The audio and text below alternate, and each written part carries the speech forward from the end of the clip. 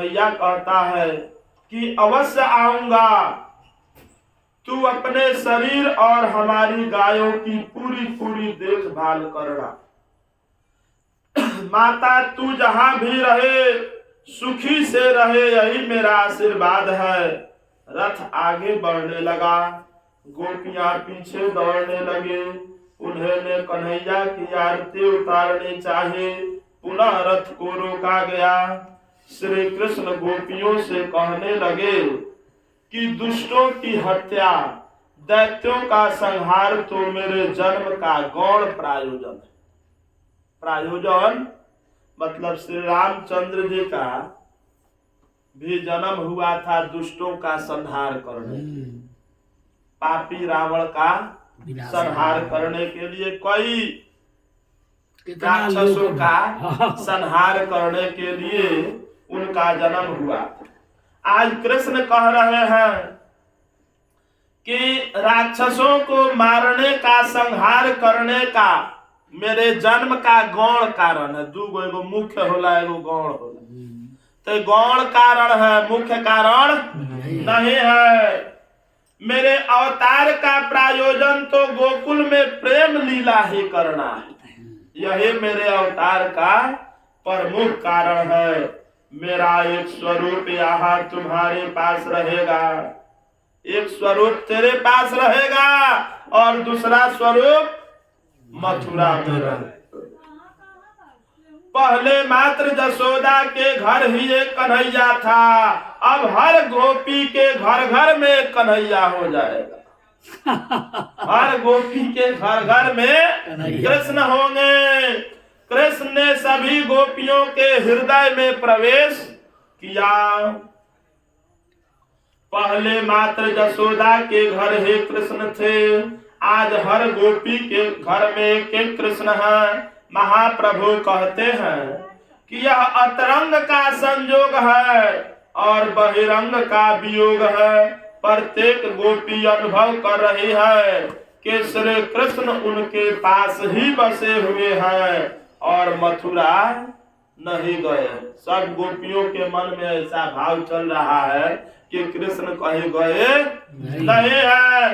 श्री कृष्ण को लेकर रथ चल गया और गोपियां चित्रलिखित से खड़ी खड़ी रह गई। कन्हैया ने गोकुल का त्याग नहीं किया, वह तो हर एक गोपी के हृदय में बसा हुआ है। कन्हैया ने वचन दिया था कि वियोग के बिना तन्मयता आ नहीं सकते, बिना वियोग के ध्यान में एकाग्रता नहीं आती।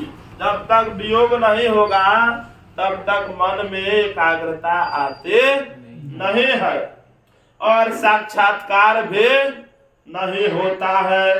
ब्रजवासी अपने विरह के सहारे तन्मय बनाने के हेतु ही भगवान मथुरा गए कि सबको लगे कि कृष्ण विरह क्या होता है। वियोग से, विरह से प्रेम पुष्ट बनता है। इसलिए श्री कृष्ण ने गोपियों को इस वियोग रूपी विशिष्ट योग का दान किया। गोपियों की दशा भी देखिए। श्याम बिनु ब्रज सुन लागे, सुने कुंज तिर जमुना की सब सुन लागे। श्याम बिनु चैन नहीं आवे, रथ बढ़ता हुआ जमुना किनारे आ गया। अक्रूर जी स्नानार्थ जल में उतरे तो जल में श्री कृष्ण और बलराम का दर्शन हो गया। अक्रूर जी कहाँ उतरे हैं? जल में जमुना के जल में गए स्नान करने, तो स्नान जल में देख रहे हैं कि श्री कृष्ण और बलराम जल में ही है। वे दोनों तो रथ पर थे, यहाँ कहाँ से आ गए? बाहर देखा, फिर कहते हैं कि रथवा में कौन है? बाहर देखते हैं तो बाहर रथ पर कृष्ण बलराम बैठे हुए हैं। बार बार ऐसा अनुभव हुआ अक्रूर को। भगवान नारायण का दर्शन हो गया। कुछ वैष्णवों का मानना है कि मथुरा की ओर जाते समय श्री कृष्ण ने जमुना में स्नान किया और नारायण का रूप लेकर प्रकट हुए, अर्थात श्री कृष्ण स्वयं वृंदावन वापस आए और उनका नारायण स्वरूप लीला करने के लिए मथुरा चला गया। वो चले आए वृंदावन आ गए और उनका स्वरूप चला गया मथुरा में। वैसे तो श्री कृष्ण और नारायण दोनों एक ही है, जो भेद है वह तो उपासना के हेतु।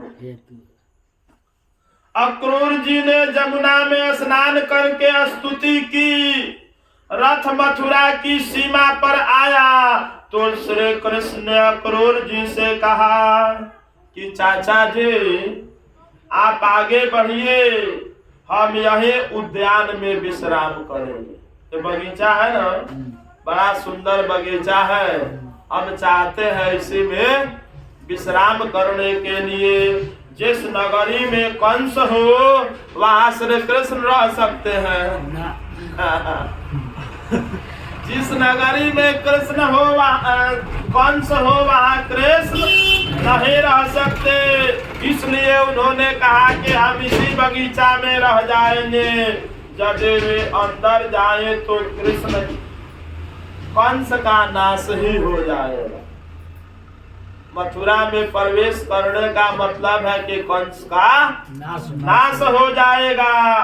प्रकाश और अंधकार दोनों एक साथ रह सकता है? नहीं रह सकता। जैसे ही प्रकाश आया कि अंधकार का नाश हो जाएगा।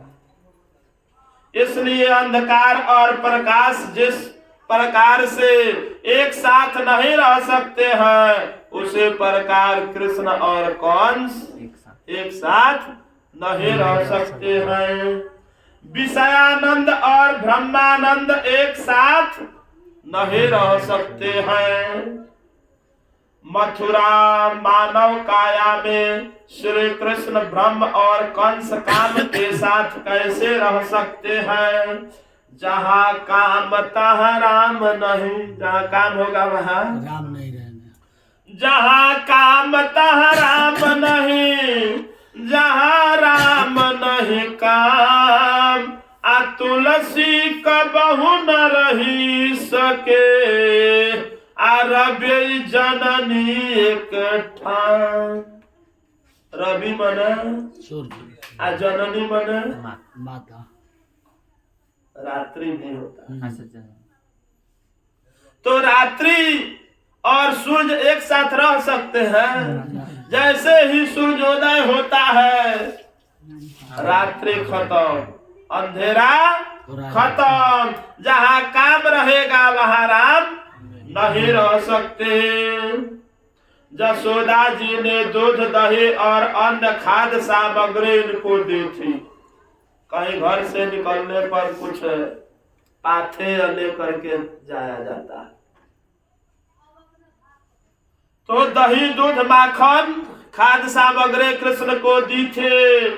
जब भोजन करने बैठे तो ब्रजवासी गोपियां, गाय और जसोदा सबकी याद आने लगी कि हम सब लोग एक साथ बैठ के भोजन करते थे। हाथ रुक गया। नंद जी ने यह देखा तो कारण पूछा कि खाए हाथ रुक दी, खाए नहीं खा रहे हैं? तो कभी अपने हाथ से खाए हैं? इनको तो खिलाने वाले कितने लोग हैं। कन्हैया ने कहा मेरी सखिया, सखार माता जी मेरे वियोग के कारण अभी तक खाई नहीं होगी। मैं खाऊं तो कैसे खाऊं? प्रभु के साथ ऐसा प्रेम करो कि वे तुम्हें याद करें। मैं खाऊं तो कैसे खाऊं? जब तक प्रभु की यादों में तुम नहीं बस पाओगे तुम्हारी भक्ति अधूरी रह जाएगी। जब तक वे याद नहीं करते तब तक जीव का बंधन बना रहता है। भक्ति ऐसी करो कि भगवान को तुम्हारे बिना चैन न आए। जसोदा जी और गायों का प्रेम ऐसा तो गाढ़ा था कि कृष्ण वियोग में वे खा पी नहीं सके थे। संध्या आई तो दोनों भाई मथुरा देखने के लिए चले। महाद्वार में से प्रवेश किया। आदत के कारण गोकुल के बालक कन्हैया के साथ चलते हुए उनके जय जयकार बोलिए। कृष्ण कन्हैया लाल की जय, कृष्ण बलराम की जय। मथुरा के नारियों ने भी सुनाई कौन आ रहा है भाई। सुखदेव जी वर्णन नहीं करते, मानो प्रत्यक्ष देख रहे हैं। जिस लीला के कथा का प्रसंग चल रहा हो उसका यदि प्रत्यक्ष अनुभव करने की कल्पना की जाए तो वक्ता और श्रोता को बड़ा आनंद आएगा। आंसू कब आएगा? जब लगेगा कि हम अब उसमें डूब गए। कृष्ण का रथ आगे आगे चल रहा है, हम भी चाहते हैं कि कृष्ण को न जाने। तो कथा में आनंद तब आता है जब हम प्रसंग के अनुसार वहां पर पहुंच जाते हैं। हम भी देख रहे हैं कि कृष्ण भगवान आगे आगे और उनकी बाल मंडली उनकी जय जयकार कर रही है। स्तनपान कराती हुई एक माता, मथुरा की एक माता जो अपने बालक को दूध पिला रहे थे, बालक को वहीं पर छोड़कर कृष्ण का दर्शन करने के लिए दौड़े। अपना बालक तो घर में ही रहने वाला है, किंतु कृष्ण का दर्शन जल्दी होने वाला नहीं है। तो इस प्रकार नगर के छोटे बड़े सभी बालक अपना अपना काम काज छोड़कर, जो जहां था जिस काम में लगा था, अपना काम धाम छोड़कर कृष्ण का दर्शन करने लगे। भगवान के दर्शन के लिए वैसी ही लगन होनी चाहिए। आतुरता के बिना दर्शन होता भी नहीं है। दर्शन में लीन हो जाने पर बड़ा आनंद आता है। ऐसी व्याकुलता, ऐसी आतुरता लगन होगी तब जाके ईश्वर का दर्शन होगा। तभी दर्शन देने के भगवान कृपा करेंगे। मथुरा के स्त्रियां श्री कृष्ण के दर्शन करते हुए आपस में बातें कर रही है। बोलिए कृष्ण चंद्र भगवान की जय, राधा माधव सरकार